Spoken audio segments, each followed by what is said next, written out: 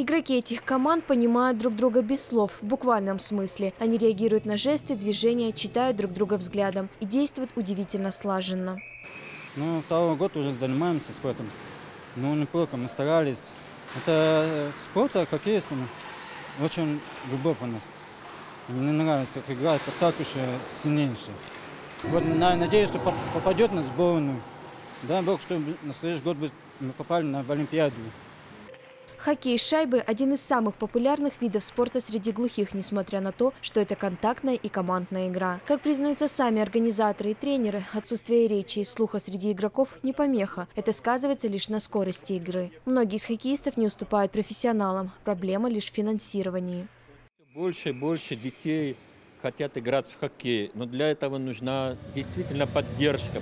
Конечно, поддержка материальная. Потому что хоккей – это самый дорогостоящий вид спорта, вы знаете. Там много надо экипировка, приобрести коньки, клюшки. И большинство ребят, они сами приобретают сами эту спортивную амуницию сами. Сильнейший игрок сборной Казахстана Медет Нургалиев прежде всего выделяет работу тренеров. Это их каждодневный терпеливый труд позволяет игрокам блистать на льду. Парень не слышит с самого детства, однако тренируется с юных лет.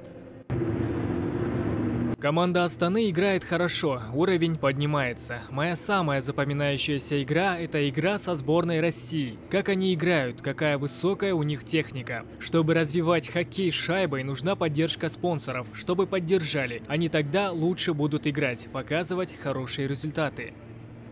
6 претендентов на медали, но в финальном матче встретились команды Астаны и Караганды. Хоккеисты шахтерской столицы не смогли прервать череду побед астанчан. По итогам соревнований наставники сформировали сборную Казахстана. Сильнейшим игрокам страны вскоре предстоит поездка в Италию на чемпионат мира. Кира Каниболоцкая, Ожесбек Маденов, телеканал Алматы из Астаны.